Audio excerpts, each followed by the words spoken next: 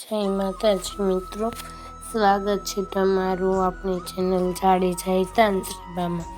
તો આજે આપણે વાત કરવા જઈ રહ્યા છીએ અખંડ સૌભાગ્ય, પતિના દીર્ઘાયુષ્ય અને ઉત્તમ સંતાન પ્રાપ્તિ માટે માનવતા પવિત્ર ફૂલકાજરી વ્રત એટલે કે કજરી ત્રીજ વિશે. ભાદરવા સુદ ત્રીજના દિવસે ઉજવાતું આ વ્રત ખાસ કરીને બહેનો અને દીકરીઓ માટે ખૂબ જ વિશેષ મહત્વ ધરાવે છે. આ દિવસે વિવાહિત સ્ત્રીઓ પોતાના સૌભાગ્ય અને કુમારિક કન્યાઓ ઉત્તમ વરની પ્રાપ્તિ માટે નિર્જરા પાણી પીધા વગર રહીને શિવ પાર્વતીજીની પૂજા અર્ચના કરે છે. પૂજા વિધિ અને નિયમો. આ દિવસે સાંજે અથવા રાત્રે ચંદ્ર દર્શન કરીને પારણા કરવામાં આવે છે. પૂજામાં ખાસ કરીને ફૂલો, કાજળ એટલે કે મેસ અને સાટુનો પ્રસાદ ધરાવવામાં આવે છે. એવું માનવામાં આવે છે કે માતા પાર્વતીજીએ પણ શિવજીને પતિ રૂપે મેળવવા માટે આ કઠિન વ્રત કર્યું હતું.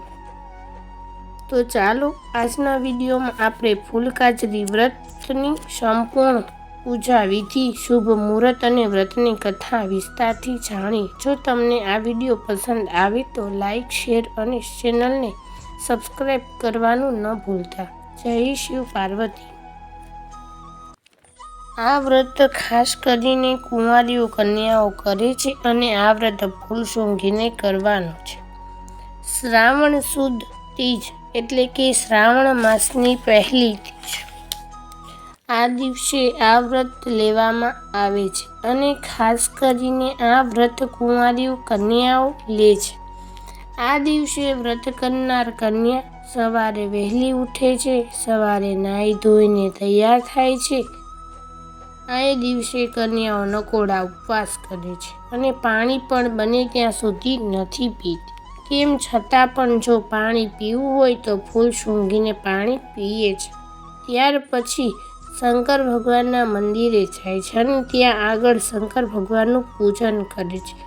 પછી જ્યારે દિવસ આથમે ત્યારે ગાયો ઘરે આવે છે ત્યારે સાંજે ગાયનું પૂજન કરે છે અને ગાયનું પૂજન કર્યા પછી જ એ જમે છે. એ દિવસે વ્રત કરનાર આખી રાત જાગરણ કરે છે અને ઘરના બીજા માણસોને તેને જાગરણ કરવામાં મદદ કરે છે. તો આ હતી શંકર પાર્વતીની વાર્તા.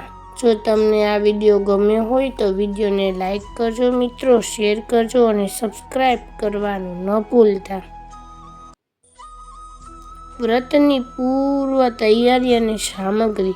પૂજા સામગ્રી. ભગવાન શિવ પાર્વતીજીની મૂર્તિ કે તસવીર, તાજા સુગંધીદાર ફૂલો ખાસ કરીને ચમેલી, મોગરો, ગુલાબ અથવા ગલગોટ, કાજળ, મેસ, ચોખા, અક્ષત, કંકુ, અબીલ, ગુલાલ, ચંદન, ઘીનો દીવો અને અગરબત્તી, જળનો કળશ અને આચમની, નૈવેદ્ય, ફળાહાર તથા દૂધાર. સવારની વિધિ અને સંકલ્પ. સ્નાન અને શુદ્ધિ. વ્રતના દિવસે સવારે વહેલા ઉઠીને સ્નાન કરી સ્વચ્છ વસ્ત્રો, શક્ય હોય તો લાલ કે પીળા રંગના ધારણ કરવા. ઘરના પૂજા સ્થાનમાં દીવો પ્રગટાવીને હાથમાં જળ અને અક્ષત લઈને મનોમન સંકલ્પ કરો, હે માતા પાર્વતી અને ભગવાન શિવ, હું ઉત્તમ વર સૌભાગ્યની પ્રાપ્તિ માટે આજે ફૂલકાજરી વ્રત કરી રહ્યું છું. મારી પૂજાનો સ્વીકાર કરજો. મધ્યાહન અને મુખ્ય પૂજા વિધિ. આ વ્રતમાં શિવ અને પાર્વતીજીનું વિધિવત પૂજન કરવામાં આવે છે. સ્થાપના. પૂજાની બાજટ પર લાલ કે પીળું કપડું પાથરી શિવ પાર્વતીજીની સ્થાપના કરો. અભિષેક અને તિલક. ગણેશજીનું સ્મરણ કરી શિવ પાર્વતીજીને જળ અર્પણ કરો. ચંદન અને કંકુથી તિલક કરો.